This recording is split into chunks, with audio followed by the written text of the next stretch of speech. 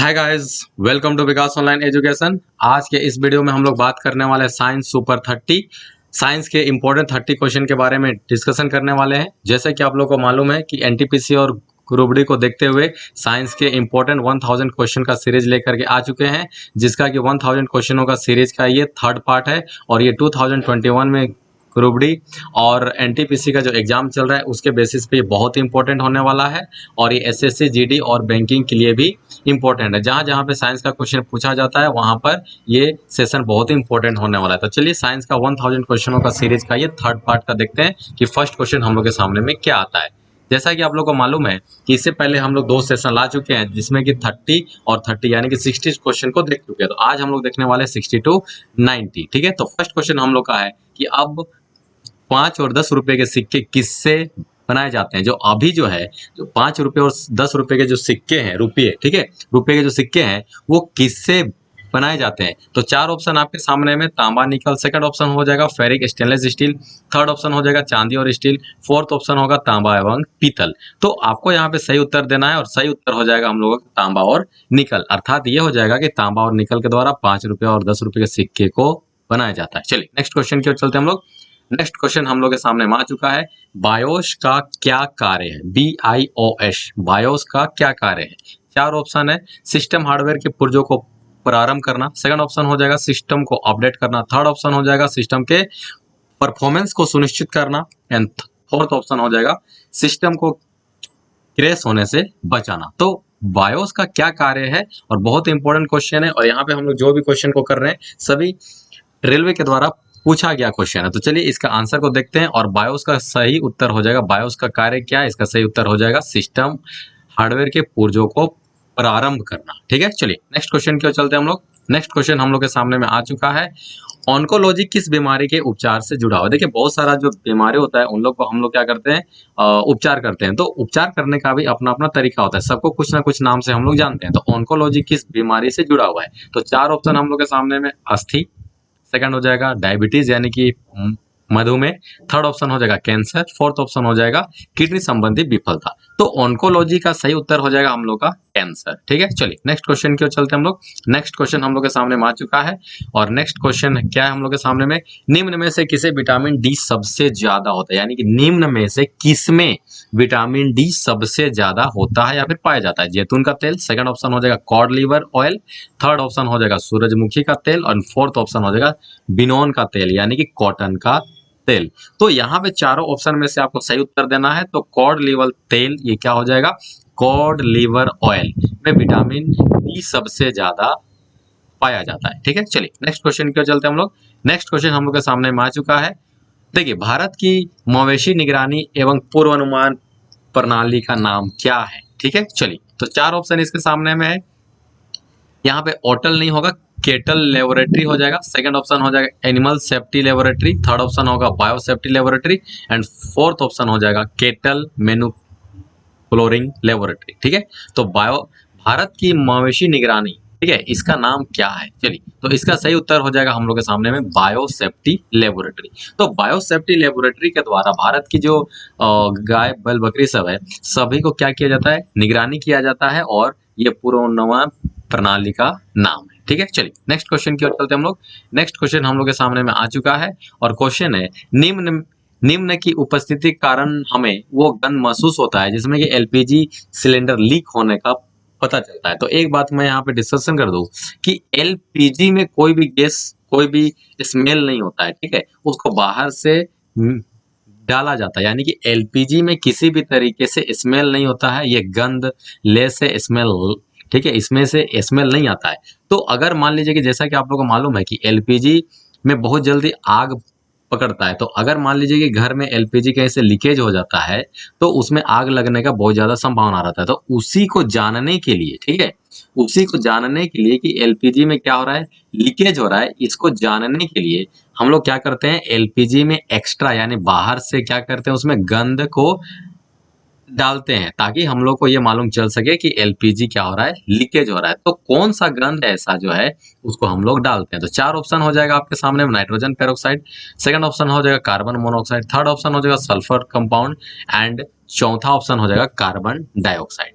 ठीक है, तो इसमें आपका सही उत्तर क्या हो जाएगा, ये आपका हो जाएगा सल्फर कार्ब कंपाउंड। ठीक है, तो सल्फर कंपाउंड हम लोग इसको डालते हैं किसमें, एलपीजी में। ओके, चलिए नेक्स्ट क्वेश्चन की ओर चलते हैं हम लोग। नेक्स्ट क्वेश्चन यहाँ पे हम लोग के सामने में आ चुका है। देखिए दबाव को किससे नापा जाता है, यानी कि दबाव को किससे नापा जाता है। चार ऑप्शन आपके सामने, द्रव्यमान एवं घनत्व, सेकंड ऑप्शन हो जाएगा किए गए कार्य, तीसरा ऑप्शन हो जाएगा बल एवं क्षेत्रफल, चौथा हो जाएगा बल एवं दूरी। ठीक है, तो दबाव को किससे नापा जाता है। देखिए क्वेश्चन पूछने का तरीका बहुत ही अलग अलग हो सकता है, तो उसी टाइप से यहाँ पे लाया गया है। तो दबाव को किससे नापा जाता है, तो आप सही उत्तर हो जाएगा बल एवं क्षेत्रफल। ठीक है, तो एक फॉर्मूला भी जानते हैं आप लोग, क्या होता है, दबाव इक्वल टू क्या हो जाएगा, बल बट्टा क्षेत्र होता है ना, तो उसी चीज का यहाँ पे फॉर्मूला को लगाया गया। चलिए नेक्स्ट क्वेश्चन के चलते हम लोग।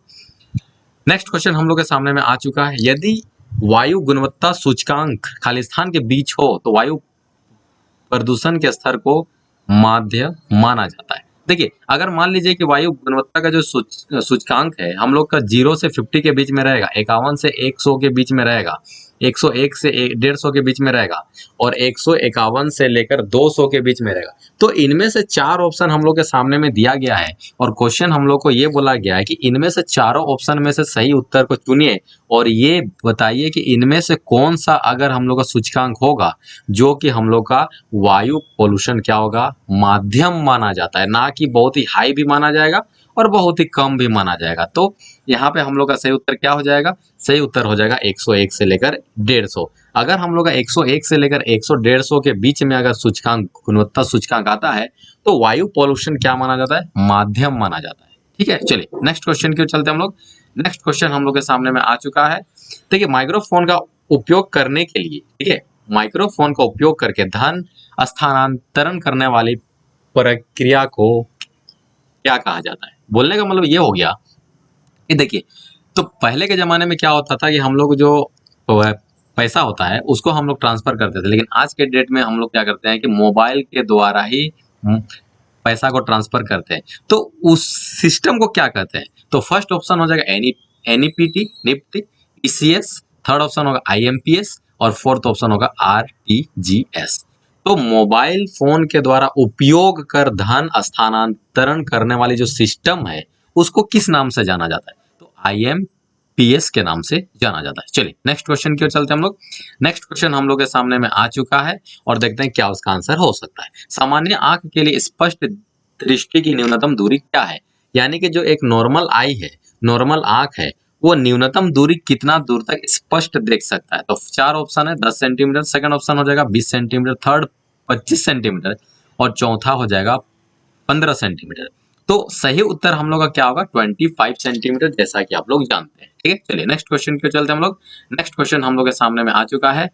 माचिस की तिल्ली में क्या होता है, जैसे कि घरों में माचिस की तिल्ली पाया जाता है, तो माचिस का तिल्ली में हम लोग क्या लगाते हैं, आग लगाते हैं। ठीक है, तो वो उसके ऊपर में क्या रहता है, माचिस के तिल्ली के ऊपर में क्या रहता है, फर्स्ट ऑप्शन होगा सल्फर, सेकंड ऑप्शन हो जाएगा फास्फोरस, थर्ड ऑप्शन होगा मैग्नीशियम, फोर्थ ऑप्शन होगा पोटेशियम। तो सही उत्तर क्या हो जाएगा इसका, फास्फोरस। ठीक है, चलिए नेक्स्ट क्वेश्चन के चलते हैं हम लोग। नेक्स्ट क्वेश्चन हम लोग के सामने आ चुका है कि सूर्य को देखने के लिए किस यंत्र का प्रयोग किया जाता है। ठीक है, तो इसका चार ऑप्शन आपके सामने में, फर्स्ट ऑप्शन होगा आपका टेलीस्कोप, सेकंड होगा हेलिस्कोप, थर्ड ऑप्शन होगा सन मीटर और चौथा ऑप्शन होगा स्ट्रोबोस्कोप। तो सूर्य को देखने के लिए किस यंत्र का हम लोग उपयोग करते हैं, तो इसका सही उत्तर होगा हेलिस्कोप। ठीक है, चलिए नेक्स्ट क्वेश्चन की ओर चलते हैं हम लोग। नेक्स्ट क्वेश्चन हम लोग के सामने आ चुका है।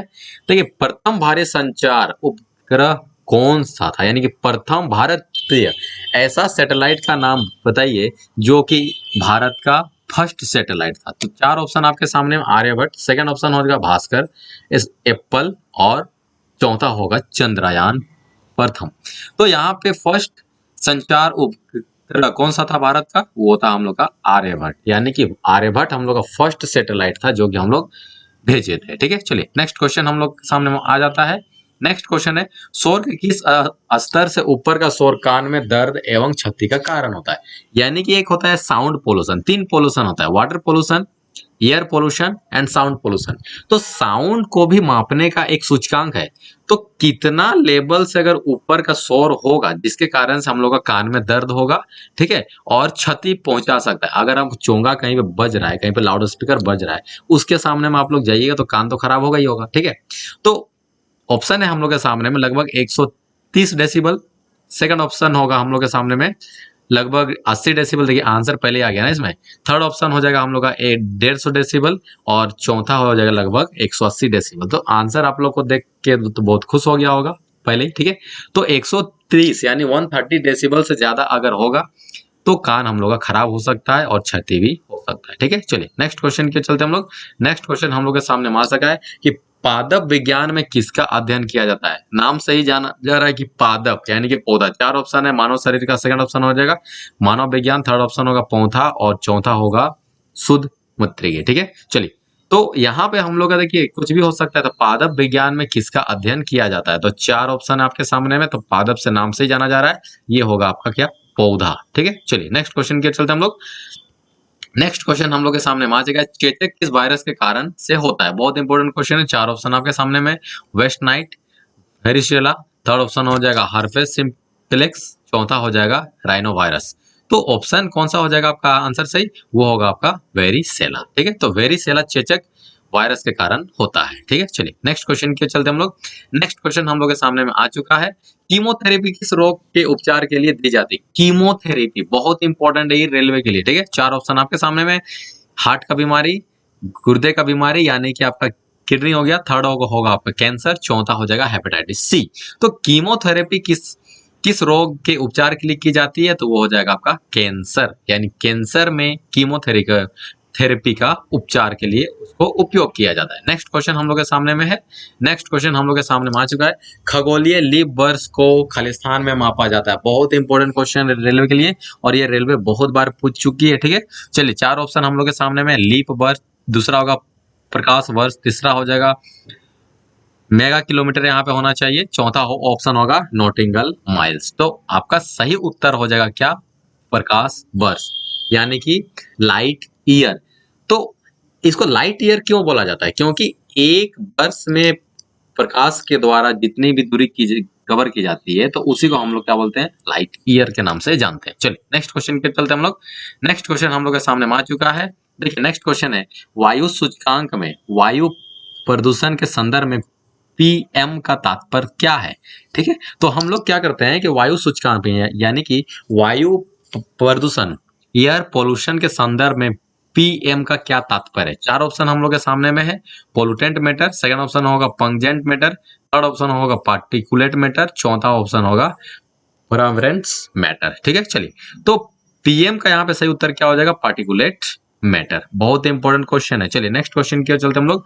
नेक्स्ट क्वेश्चन हम लोग के सामने में आ चुका है, निम्न में से किसके उपयोग खाना पकाने के लिए जाता है, ठीक है। चलिए तो फर्स्ट ऑप्शन हो जाएगा लिक्विफाइड नेचुरल गैस, सेकंड हो जाएगा compressed natural gas, third option हो जाएगा लिक्विफाइड पेट्रोलियम गैस, चौथा ऑप्शन हो जाएगा कंप्रेस्ड पेट्रोलियम गैस। तो एलपीजी सही खाना का तैयार किया जाता है, यानी कि घर में जो हम लोग खाना पकाने का कार्य करते हैं वो किससे होता है, लिक्विफाइड पेट्रोलियम गैस यानी कि एलपीजी। तो सही उत्तर आपका क्या हो जाएगा, एलपीजी यानी liquefied petroleum gas. Next question हम लोग के सामने में है। नेक्स्ट क्वेश्चन क्या बोलता है, निम्न में से कौन सा एक प्राकृतिक ब्लीचिंट एजेंट नहीं है। चलिए चार ऑप्शन आपके सामने, नींबू, शिमला मिर्च, आंवला होना चाहिए और चौथा हो जाएगा आपका टमाटर। थर्ड ऑप्शन को थोड़ा करेक्शन कर लीजिएगा, आला नहीं होगा वो आंवला होगा, ठीक है।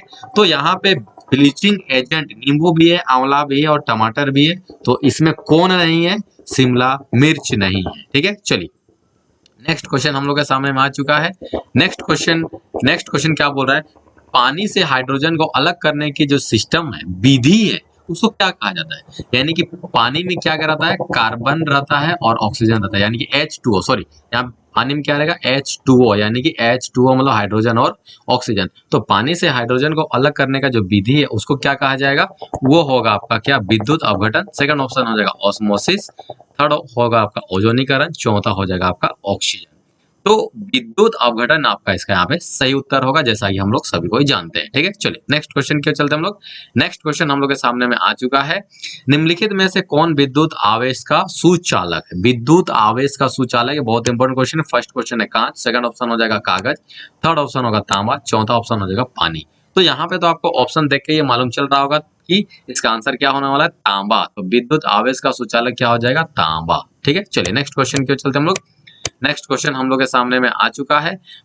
पास और दूर की वस्तुओं को देखने के लिए मानव आंख की अनुकूलता की विशेषता को क्या कहते हैं? देखिए, बहुत सारा व्यक्ति क्या होता है, पास के वस्तु को देख पाता है, बहुत सारा व्यक्ति ऐसा होता है दूर के चीज को देख पाता है, लेकिन हम लोग पास का भी वस्तु को देख पाए और दूर का भी वस्तु को देख पाए, तो इसके लिए आंख के विशेष अनुकूलता को क्या कहा जाता है? चार ऑप्शन आपके सामने, निकट दृष्टि, दूसरा होगा वयोवृत्त, तीसरा होगा सामंजस्य और चौथा हो जाएगा सुधार।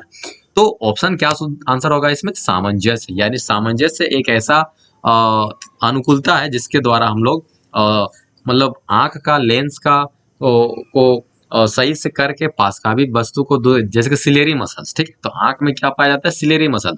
तो सिलेरी मसल्स के द्वारा हम लोग उसको सामंजस्य करके, ठीक है, पास का भी वस्तु और दूर का भी वस्तु को देखने के लिए हम लोग क्षमता कर सकते हैं। तो इसका आंसर क्या हो जाएगा, सामंजस्य। ठीक है, चलिए नेक्स्ट क्वेश्चन की ओर चलते हम लोग।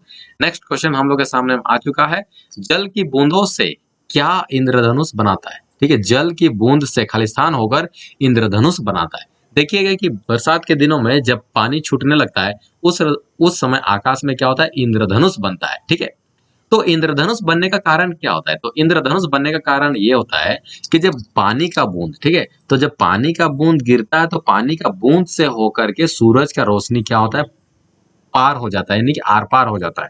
तो उस आर पार होने का विधि को क्या बोलते हैं हम लोग?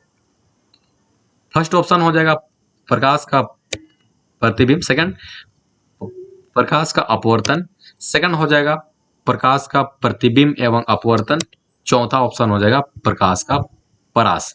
तो यहाँ पे हम लोग का सही उत्तर क्या हो जाएगा, प्रकाश का प्रतिबिंब एवं अपवर्तन। ठीक है, नेक्स्ट क्वेश्चन की ओर चलते हैं हम लोग। नेक्स्ट क्वेश्चन हम लोग के सामने में आ चुका है।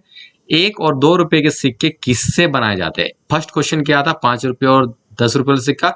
अभी क्या है, 1 रुपए और 2 रुपए के सिक्के किससे बनाए जाते हैं? फर्स्ट ऑप्शन आपके सामने फेरिक स्टेनलेस स्टील, सेकंड हो जाएगा चांदी और स्टील, थर्ड ऑप्शन होगा पीतल एवं स्टील और चौथा ऑप्शन हो जाएगा तांबा एवं निकल।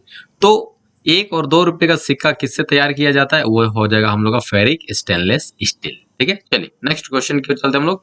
नेक्स्ट क्वेश्चन हम लोग के सामने में आ चुका है। जब मानव शरीर के तापमान में शरीर का तापमान, जब मानव शरीर के तापमान में शरीर के सामान्य तापमान से लगभग 5.4 फ़ारेनहाइट से लेकर 8 फ़ारेनहाइट की कमी हो जाती है, तो इस स्थिति को क्या कहा जाता है और किस रूप से जाना जाता है? चार ऑप्शन आपके सामने है, वायरल, सेकंड ऑप्शन हो जाएगा हाइपोथर्मी, थर्ड ऑप्शन हो जाएगा पायरेटिक, चौथा हो जाएगा आपका हाइपर पायरेक्सिया। तो देखिए यहाँ पे सेकंड ऑप्शन में है हाइपोथर्मिया में क्या होता है, 2 डिग्री से लेकर 3.5 डिग्री तक वो क्या हो जाता है, कम हो जाता है। अगर हम लोग 5.4 से लेकर 8 डिग्री फ़ारेनहाइट तक अगर शरीर का तापमान कम हो जाएगा, तो ऐसे स्थिति में हम लोग इसको क्या बोलेंगे, हाइपर पायरेक्सिया के नाम से जानते हैं। ठीक है, और ऐसे हम लोग का सामान्य तापमान शरीर कितना होता है, 98.4 फ़ारेनहाइट शरीर का तापमान हो जाता है। ठीक है, चलिए नेक्स्ट क्वेश्चन हम लोग क्यों चलते हैं। नेक्स्ट क्वेश्चन हम लोग के सामने में आ चुका है। कौन से रोग के उपचार के लिए डायलिसिस किया जाता है? डायलिसिस बहुत से जाना पहचाना नाम है और रेलवे के लिए बहुत ही फेवरेट क्वेश्चन है ना। तो फर्स्ट ऑप्शन होगा कैंसर, सेकंड ऑप्शन होगा एस्टिग्मेटिज्म, थर्ड ऑप्शन होगा गुर्दे की खराबी और चौथा ऑप्शन हो जाएगा गठिया। ठीक है, तो यहाँ पे हम लोग का क्या हो जाएगा, कौन सा रोग के उपचार में डायलिसिस किया जाता है? तो डायलिसिस हो जाएगा गुर्दे की खराबी के लिए। ठीक है, चलिए नेक्स्ट क्वेश्चन के चलते हम लोग। नेक्स्ट क्वेश्चन हम लोग के सामने आ चुका है। न्यू स्टार अंतरिक्ष आधारित एक्सरे टेलीस्कोप की मदद से खालिस्तान का गहन सर्वेक्षण किया जाता है। फर्स्ट ऑप्शन हो जाएगा धूमकेतु, सेकंड ऑप्शन होगा कृष्ण विकार, थर्ड ऑप्शन होगा ग्रह, चौथा ऑप्शन हो जाएगा छोटे तारे। ठीक है, तो इसका हम लोग का सही उत्तर क्या हो जाएगा, कृष्ण विकार। ठीक है, चलिए नेक्स्ट क्वेश्चन की ओर चलते हम लोग। नेक्स्ट क्वेश्चन और आज का लास्ट क्वेश्चन है। चलिए क्या हो जाएगा, मानव शरीर में कंठ को क्या कहा जाता है? ठीक है, तो मानव शरीर में कंठ को क्या कहा जाता है? चलिए फर्स्ट ऑप्शन हो जाएगा अनुवांशिक तंतु, सेकंड हो जाएगा स्पंदनशील तंतु, ठीक है। थर्ड ऑप्शन हो जाएगा वॉइस बॉक्स, चौथा हो जाएगा आपका थायरोक्टिनसाइड, ठीक है, थायरोक्टिनेनाइड्स। चलिए, तो मानव शरीर में कंठ को क्या कहा जाता है? तो मानव शरीर में कंठ को क्या कहा जाता है? वॉइस बॉक्स के नाम से जाना जाता है, ठीक है। चलिए तो आज का सेशन को हम लोग समाप्त करते हैं। तो इस वीडियो का पीडीएफ पाने के लिए हमारा टेलीग्राम ग्रुप ज्वाइन करें, और वो क्या है? विकास ऑनलाइन एजुकेशन, ठीक है। अगर ये वीडियो अच्छा लगा होगा, लाभकारी अगर हुआ होगा तो एक लाइक जरूर कर दीजिए, दोस्तों तक ज़्यादा से ज़्यादा शेयर कर दीजिए, और चैनल में नए हैं तो सब्सक्राइब कर लीजिए, ठीक है। तो चलिए मिलते हैं नेक्स्ट वीडियो में। जय हिंद, जय भारत, तब तक के लिए नमस्कार।